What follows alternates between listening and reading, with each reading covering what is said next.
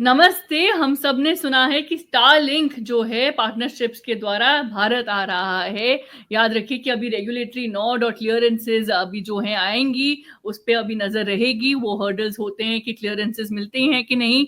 लेकिन तब तक के लिए ये सवाल ज़रूर आ रहा है कि स्टारलिंक का इंडिया आना क्या महत्वपूर्ण रखता है? स्टारलिंक क्या है? स्टारलिंक एक सैटेलाइट बेस्ड इंटरनेट सर्विस है, जो स्पेसएक्स इलॉन मस्क के स्पेसएक्स ने डेवलप की है।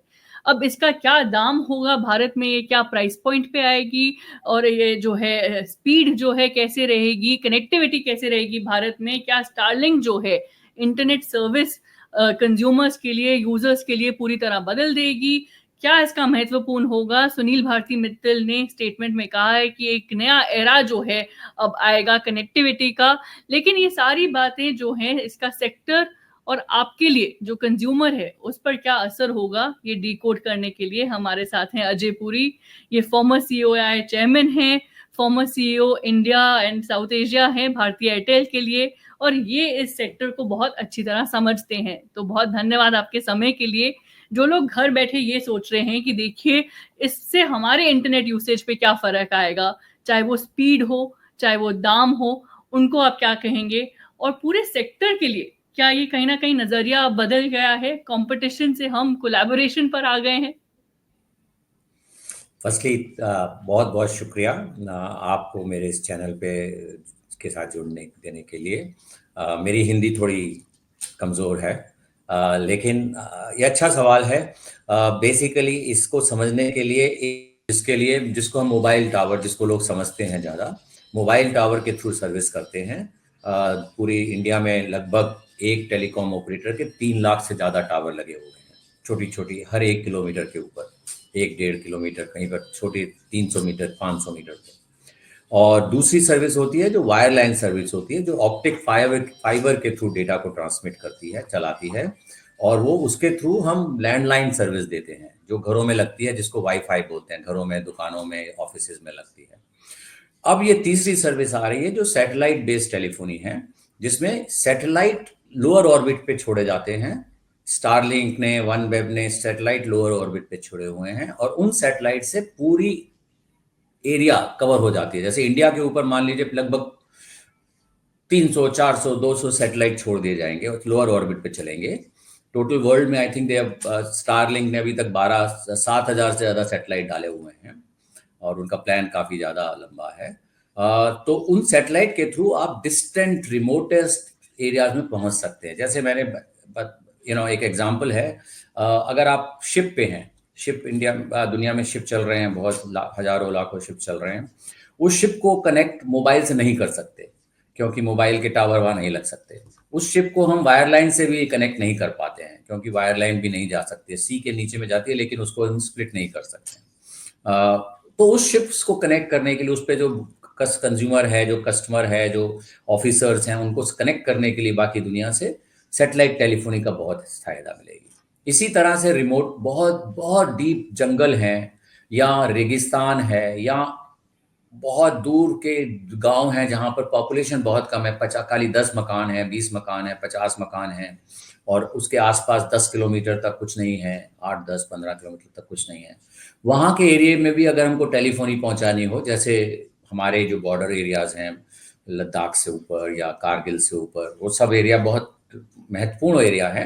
वहाँ पर अगर हमको टेलीफोनी पहुँचानी हो, तो सैटेलाइट टेलीफोनी एक कम्प्लीमेंट्री सर्विस, जिसको बोलते हैं, मोबाइल और वायरलाइन के साथ एक कम्प्लीमेंट करेगी, और ये तीनों मिलकर पूरी दुनिया की सारी ज्योग्राफी को कवर कर देंगे, बीट वाटर या be it land space, land mass, water mass, सारा कवर हो जाएगा। तो वो ऑब्जेक्टिव है।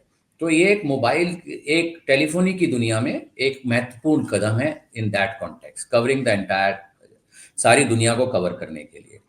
लेकिन हमेशा आपके एरिया के ऊपर डिपेंड करेगा, आपके घर पे डिपेंड करेगा, आप कहाँ रहते हैं, कि कौन सी टेलीफोनी आपके लिए ज़्यादा जरूरी है। जैसे घर के अंदर में है, वहाँ पर लैंडलाइन, जो वाईफाई होता है, जिसको बोलते हैं वायरलाइन टेलीफोनी, वो सबसे अच्छी है, सबसे ज़्यादा एफिशिएंट है, क्योंकि उसमें स्पीड आपको मिल जाती है बहुत ज़्यादा, प्राइसिंग भी कम्पिटिटिव है।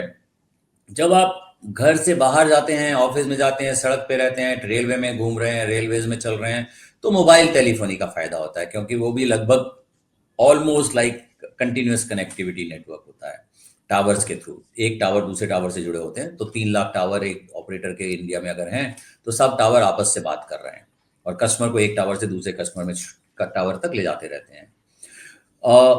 और तो वहां पर मोबाइल का फायदा है। मोबाइल इंडिया में बहुत सस्ता है, 250-300 रुपए में मोबाइल मिल जाते हैं आजकल। मोबाइल की सर्विस महीने के लिए मिल जाती है।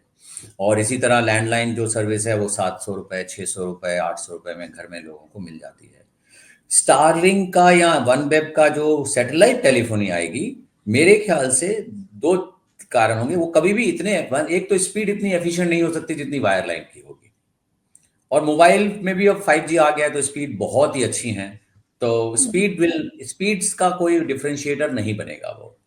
लेकिन वो, और प्राइसिंग थोड़ी उसकी महंगी होगी। मोबाइल में तो इतना सस्ता है, वायरलाइन भी इतना सस्ता है होम का, उसकी प्राइसिंग मेरे ख्याल से हो सकता है 8 से 10 गुना ज्यादा हो। और उसके लिए डिवाइसेस भी बदलनी पड़ेंगी। जो मोबाइल की डिवाइस है उसमें उसको लेकर आना पड़ेगा कि उसको उस वाले सिग्नल को भी रिसीव कर ले। अभी वो आज की जो डिवाइसेज हैं, जो हमारे देश में डिवाइसेज चल रही हैं मोबाइल की, वो सैटेलाइट के सिग्नल को रिसीव नहीं कर सकती हैं इन करंट फॉर्म।